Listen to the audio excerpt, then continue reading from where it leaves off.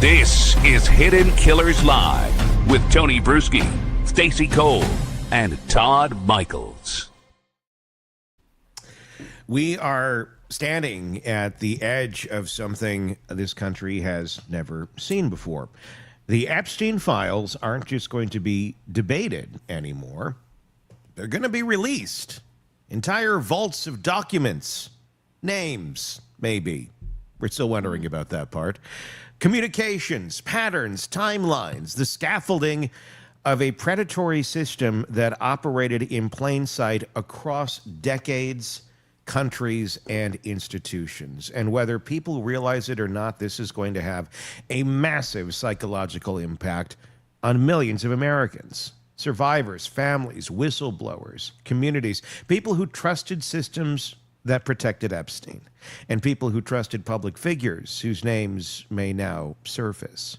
This isn't just a legal moment, it's an emotional one, a destabilizing one, a vindicating one, and in some ways, a traumatic one. Because when you open a vault like this, you don't just expose wrongdoing. You expose the mechanisms that allowed it. You expose enablers. You expose the fragility of trust. You expose how predators manipulate power structures, institutions, and social vulnerabilities. So today we're going deeper than headlines. We're going into the psychology, into the individual psychology, the institutional psychology, the national psychology of what happens when an entire country is forced to confront one of the darkest open secrets of our time. Joining us, psychotherapist and author Shavaun Scott, who spent many, many years studying human trauma, predators like this, institutional betrayal, and the psychological fallout of large-scale abuse networks. We're going to be digging into all of this topic, as deep and dark as it is today. Shavaun, welcome. Let's start here. Why do moments like this create the feelings that they do in our society? Where right now you have, in some people, adulation, you have relief, and some you have panic. It's a very weird feeling out there right now with folks all over the board, if you will. Yeah, I think people are confused. Number one, it affects our core beliefs about who is our country and who runs our country, and the core beliefs about justice and, are people safe? It's destabilizing, just, overall. People are shocked, or a lot of people are in denial, saying it can't be true. But I think right now we really need to know what happened and deal with the difficult emotions that come with that, and then take action to get back on course. What do you think we're in for here? We obviously we've been seeing bits and pieces dropped over time in the last week or two. We've seen some pretty big chunks drop, but that's nothing compared to what they're saying are terabytes of information that will be released. That's a lot of information to get through in general, and then everybody's going to start digging, and I think we'll start seeing new headlines for quite some time as people dig deep into this. But what do you think we're about to see? Is this going to be like a national trauma of some sort? Do you think we're in for some massive names and people that were once beloved? Maybe that's going to change. What's your impression? It's kind of ambiguous at this point, because there has been some buzz that the material is now being scrubbed and altered. And so I hope that it's not. I hope that we get reality, because we really need that kind of transparency in order to be able to look at what changes do we make in the way the system operates, and how we view these elite people at the top who are capable of doing such terrible things. Do you feel like there are a lot of women and even men out there that who have been abused, let's put it that way, I'm just going to say that, that this is going to traumatize them? And the survivors who are in their periphery, it's going to traumatize them, that there's going to just be this national re-traumatization, if you will, that things that have happened in our past, now it's just, we're just being traumatized over and over, even though we need to know this. How do we get through this if we've been there before and now it's plastered all over TikTok, it's on Facebook, it's on Instagram, it's on the news, it's everywhere. We cannot avoid this. Yeah. I think it'll be a mix of re-traumatization on one level, but also validation, because one of the key problems that survivors of abuse have is that they feel isolated, they feel tainted, they feel that somehow it's their fault. And when they learn that, you know what, this is common, this happens to a lot of people, I think it takes the lid off the box of things that they've been holding inside. And it can be difficult in the short term, but ultimately, I think it helps a lot of people. And people will go into therapy, they'll find survivor groups. And I can see that already happening because people are saying, you know, there are things that I've buried that I really want to deal with. So I hope overall it has a positive impact, even though people do need to dose it, just like we do with all political news, which is so hostile and contentious. We can't be absorbed in it all the time. But I think with dosing it and taking the lid off the box of our own histories and then seeking support, I think it can turn out to be a good thing. Do you think it's going to have the same effect like the Me Too movement? Do you think it's like phase 2 of that? That's a really good point. That's a really good way to put it. I think so. Are we going to do a better job with questioning the elite and taking action more quickly when there are rumors, not going soft on them in the criminal justice system, not using politicians, you know, for favors? And I hope it helps us move in the right direction and do a better job of protecting kids. I was wondering almost the exact same thing. So I was thinking of Me Too, Stacey, and I was thinking, is this that obviously, you know, it started with accusations against a few people, and then it had a collective effect. There was this, I mean, all different cases that are completely unrelated to one another. People started talking. I'm wondering if we're going to see this again, if we're going to see that coming out of individuals having the confidence to do so because of the collective revealing of people like this right now. There's if we're power gonna in see, numbers. Yeah, We're if we're not going to see alone. that take place, what's your thoughts on something like that happening again? You know, either, you know, that was a pretty big movement in the first round, but I'm wondering, are we going to see something just as big, if not bigger? I think so, because as much as this kind of crime against children has not been talked about, Hmm. there's a lot of it. And Yeah. it goes on at all levels of society, as we're seeing. And one of the most healing things for people who have been victims is to be in a group and to sense that camaraderie and the fellowship that they feel. And that helps so much with the stigma that they've carried and the self-blame. So I hope it goes in that direction. It's going to be very fascinating to see where that all falls. The the perpetrators, if their names are revealed, which will be interesting because, yeah, we're all seeing and kind of holding our breath if they're going to scrub it for national security purposes. I think the folks out there that have something to be concerned about are probably fairly concerned. But what about the survivors themselves as well? When this comes out, if they are named in this, or even if they're not, having pieces of their life, chapters of their life thrown out there to the public, and not that it's their fault by any means, but people do hold shame. People hold moments that they're not happy about because it was traumatizing for them, and now it's all out in the open, or will be all out in the open. Let's talk about that angle for a little bit and what they're going to be going through. Yes, it is great that these people hopefully will be exposed, but at the same point, there's a lot of folks out there who are also going to have elements of their life that, if they're still around, wanted to be, put away, and it's going to be right back to the surface for everyone to be discussing.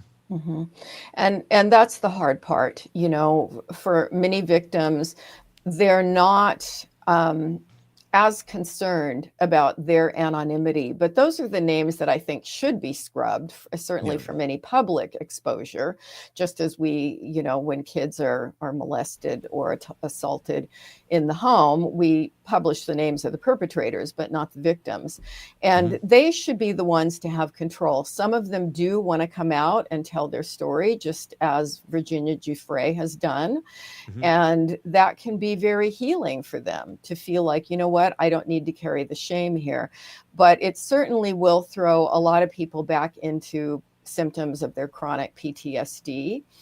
And that's something, again, do we have enough therapists to be available to support people through that? I hope so. Yeah. Comment from Gen Z 367. I also think in regards to people being ashamed of coming forward, there may be some that suppressed everything. And this is now bringing up a lot of that was pushed down. So a lot of PTSD, which is what you just mentioned, Shavaun. Yeah. Yeah. Why do you think it is that the Epstein case activates such a strong emotional response nationally, where obviously in the big scale of things, this is, a certain number of people who were involved and certainly affected. But compared to obviously the whole population, I mean, there's not a lot of people who have exact personal ties to this, but is it the relatability? Is it because even if you weren't directly affected by Jeffrey Epstein, the behavior like this is reminiscent of other individuals in people's lives? Definitely. It brings up their own experiences with, and it may not even be the sexual component of it, but people who have been abused in various ways and the power imbalance, that's also triggering and can set off responses. And I think for the culture as a whole, when you hear about all the way to the top, the highest level of political involvement that's been alleged here, it really shakes people's ability to trust the system and to trust that people in the government are, working in our favor if they will abuse children in this way. Well, and what kind of a culture do we have where we doubt our victims?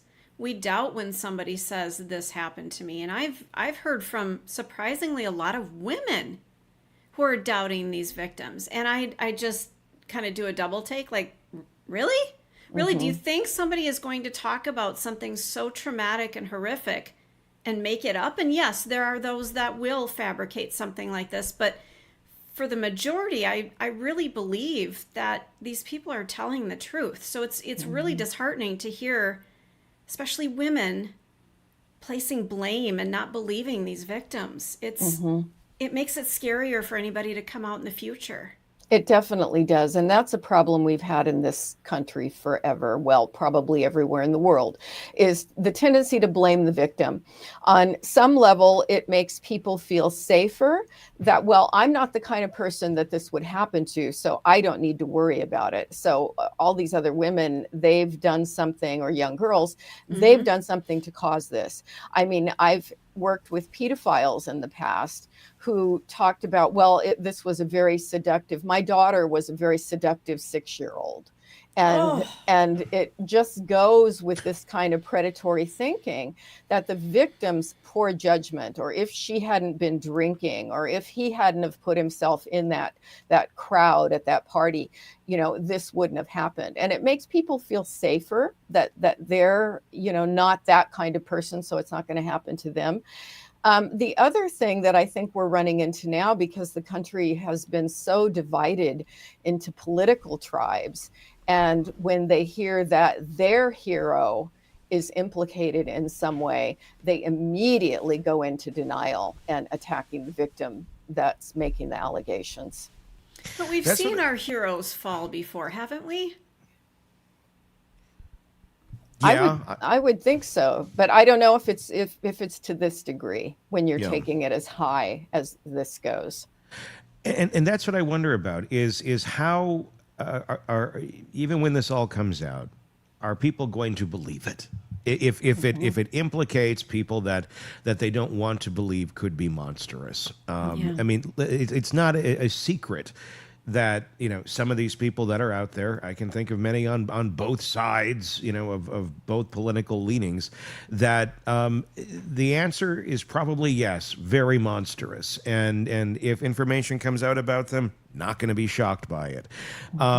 But you're still going to have people that are going to sit there and pretend that that's just not true. It can't be, because it challenges their worldview to such an extent that they're not gonna process it. I mean, and let me ask you, when somebody is like that, are they choosing that? Are they choosing not to accept those sort of things, or is it kind of one of those, they're not capable of doing this? You know, it's just their brain is not going to process it.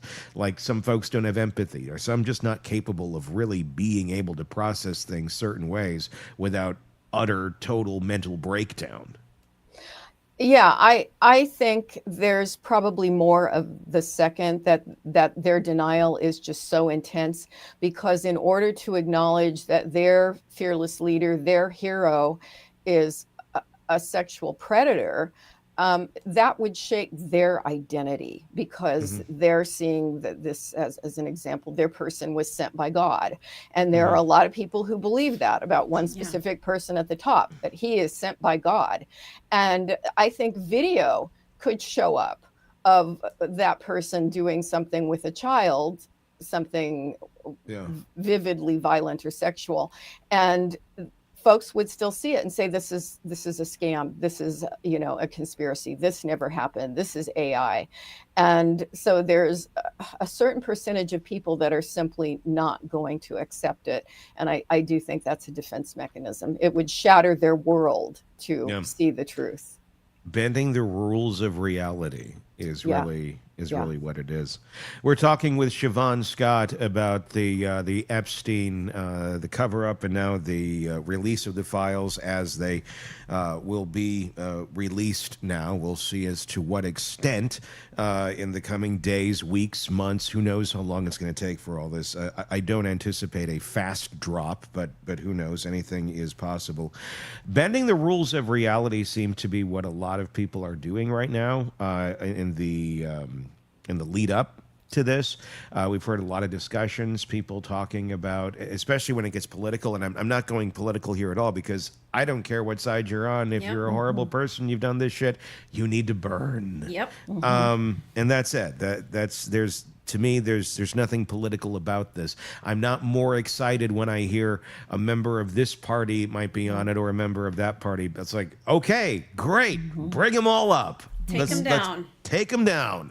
Yep. But we're starting to see a lot of rationalizing of weird things right now. And I don't know what to make of it, and I don't know that it's all being done intentionally. I want to bring up what was said last week, and she's getting a lot of kickback for it, Megyn Kelly, when she was talking about some of her knowledge of the case from a source that she has, but doubling down on, there's a big difference, and if anybody has not seen the clip, go watch the whole clip. Doubling down on, there's a big difference between a 5-year-old and a 15-year-old when it comes to predatory behavior towards a child, and not just, you know, is a 5-year-old, does they look different of course, that's who would even ask the question. It's like, is the sky blue? Yes, one is older than the other, but neither, it doesn't make a damn bit of difference, I would think, to most people, if there is a predator that's trying to have a sexual relationship with the 5 or the 15-year-old. Same amount of wrong right there. Wrong, no, there's no ifs, ands, or buts about it. But it seemed, and this is how I took it, this is how a lot of people took it, it seemed that there was some rationalizing going on when we hit at a certain age, around 15-ish, of like, well, it's predatory, but it's diet predatory. You know, it's predatory light. Like, no, there is no predatory light. That's what is going on here, and why are we seeing people try to bend these things right now, of all times, on this? Why? What the hell is going on where people are trying to rationalize things like this?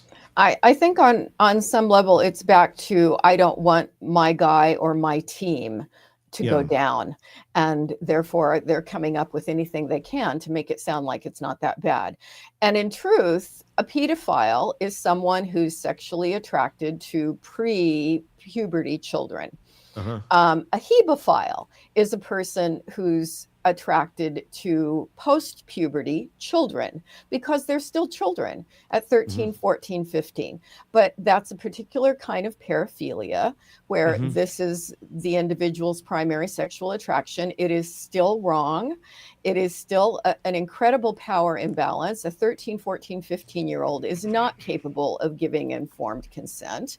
Right. And it's terrifying to hear somebody go on national television and try to say, well, it's not pedophilia, so it's okay.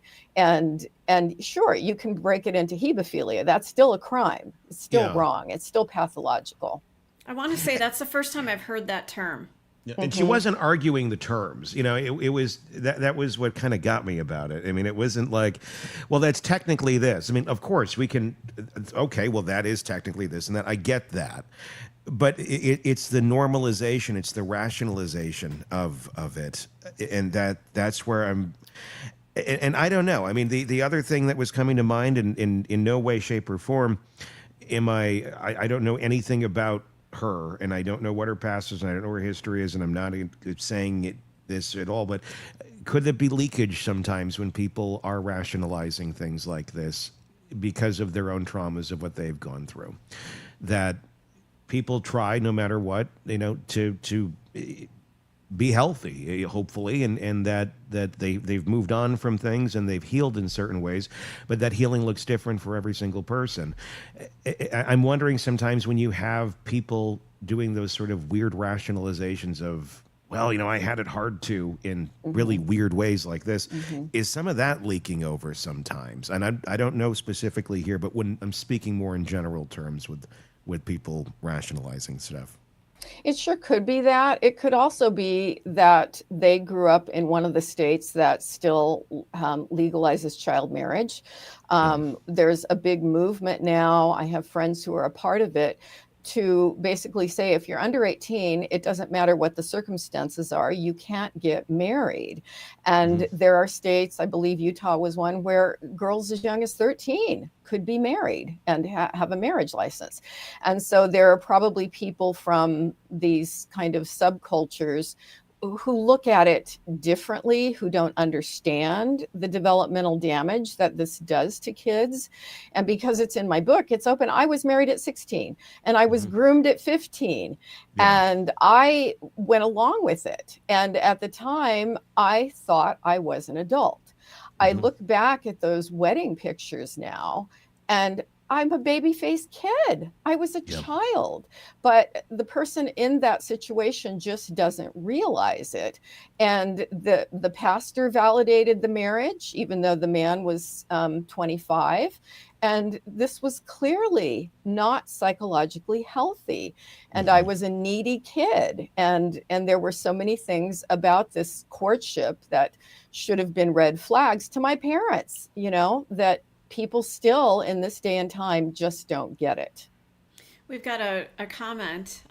Is it Sir Thriver? It says, why knock Megan? She didn't say it's okay. She said it's not pedophilia, just as your guest is saying. What do we say to that? What's our thought? I'm not knocking Megyn Kelly. I'm pointing out the statement that she made twice in a row. I'm not knocking her. I am pointing it out, and I'm saying this seems like someone. It's normalizing something that's not normal, and if that's not what her intent was, then I think she should walk it back and say, "Look, I misspoke. It came out," and I'll believe her. I don't think she's pro pedophilia or anything like that, but our words matter, and if it means nothing and it was a misspeaking, then it's a misspeaking. Okay. But it's been a week But and 2 days it's been more than now? a week. It was doubled down on. It was just I was weird. It was weird. It felt And a icky. 15-year-old is not okay. So I don't. Anybody who's why are you knocking? I'm not knocking. It's not normal, and it's okay to point that out. And we need to point that shit out. Thank you for Not saying she's that. a horrible person. Not saying, and just saying that's not an okay thing to say. So walk it back. That's all. Thanks, Tony. Yeah.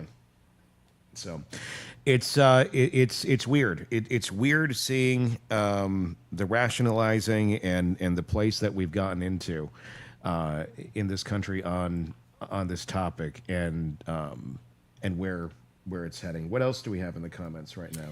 Oh, let's see. Gen Z 367 says, "I'm wondering what hold Epstein had on the people that were invited to his home with the young girls. If those people got there and then realized this is wrong and had a really bad situation, what were the consequences for that person with Epstein?" I think Robin had covered that they, just by walking into those situations, now they were under the thumb. There was no way for them to back out, and control was had at this point. So it turns into a whole power struggle that once you walk into these situations, you can't get out of it. Now you are guilty. You are there. You are part of this. They're recording it. They've got evidence that you're there. You're screwed. So I want to talk more, Shavaun, about your experience too. And this is her book, Nightbird. It's out right now wherever you get books, and goes into your experiences, in great detail of being, at that age, because what people are so coldly, the way they're looking at so many of the survivors and the victims, and you hear, well, she all the excuses. She should have done this. She should have done that. She should have been this. She should have been that. And it's a lot of blaming them for being in the scenarios that they're in. But when you're in that sort of an environment where everyone around you is saying this is normal, and they're older than you, and they're adults, and they're the people that should be hopefully having your best interest at heart, it's nearly impossible to see how strange things may be unless you get out of that cage, especially when religiosity is mixed into it as well. Can you speak to that at all? Yeah, somebody who reviewed my book recently used a term that I thought was very apt, and it certainly fits for these girls. And Virginia Giuffre went into it in great detail in her most excellent book. Affectionately dehydrated. And I think when you come from a childhood, whether you have that kind of abuse or not that she experienced, I did not as a kid, but when you don't feel loved and you don't feel cared for, and people really aren't connected to you and supportive of you, you grow up as a young person desperate for that sip of water, right? You're dehydrated, and somebody comes along and pays you attention. And even if they're using you or abusing you, that attention is overwhelmingly wonderful. And you become very trauma bonded to them. You develop loyalty toward them. You feel like they love you. You feel like you love them. And you don't realize that you deserve better than what's happening to you. You don't have a radar for, this is wrong. I need to get out of this. They don't realize it. And this may be for many the first time that they feel cared for. And it's the way that a deprived child has this sense of self that they're not worth more. And then they get attention. If they're getting attention for their sexuality, for their bodies, they just feel like, well, that's what I'm worth. And that's what's there for. And then in my case, you combine the religiosity with this is what God wants. And you've been raised to follow the Bible, and this is what God wants. And I'm told that God has given messages, and the pastor is supportive of this. That's another layer to it. Yeah. So you're feeling in your gut that this isn't right, but there's nothing you can do about it because your environment says this is exactly as it should be. And I think for me and for many of them, they don't even have that radar in their gut that says this isn't right. What they're experiencing in their gut is, this is the first time I felt important. This is the first time I felt valued. And so it feels very wrong. And I always tell people the advice, listen to your gut, is sometimes good, but sometimes your gut can leave you astray depending on how your gut developed. Interesting. What we've been seeing with this, and what we've been seeing with various people telling their stories, saying that they've been victims of Epstein, one of the big questions that people are asking is, why don't these individuals name the perpetrators, especially if we're going to see them blocked out?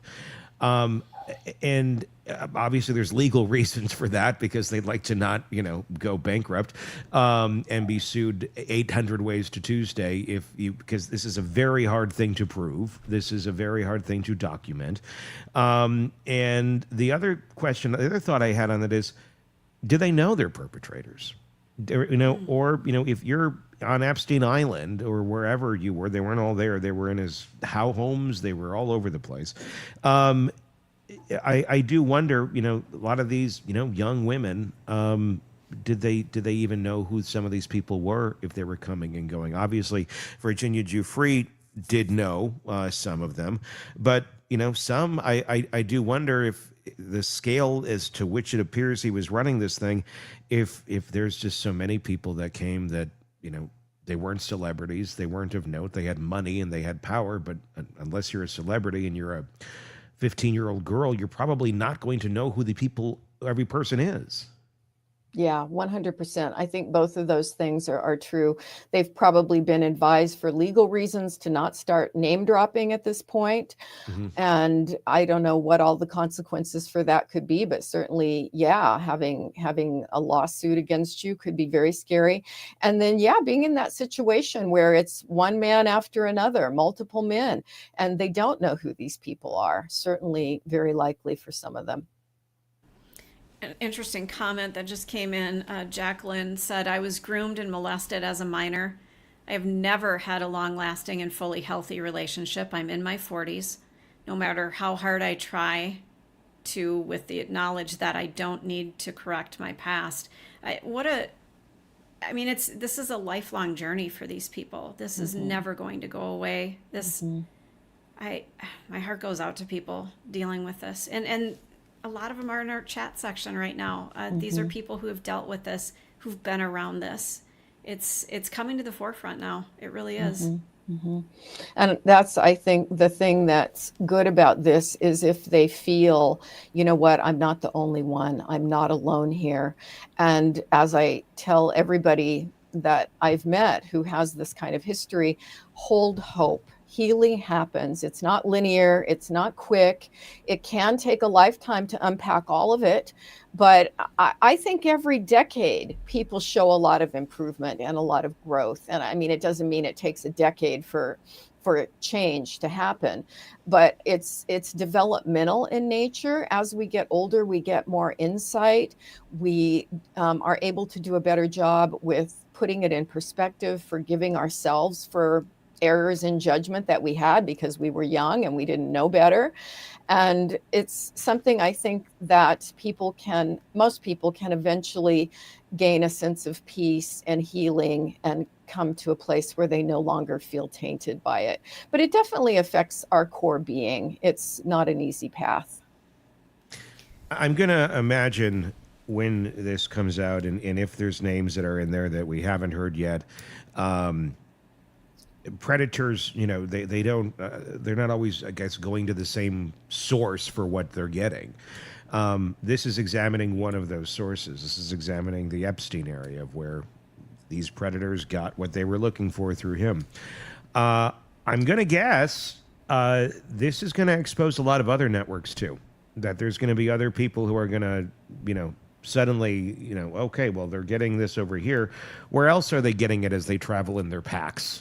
Where else are they finding this type of material, these type of people that are willing to and are in operation of things like this, of networks. I would imagine that there's a lot of collateral damage beyond Jeffrey Epstein that we're about to see when these massive terabytes of data come out. Do you agree? I hope so.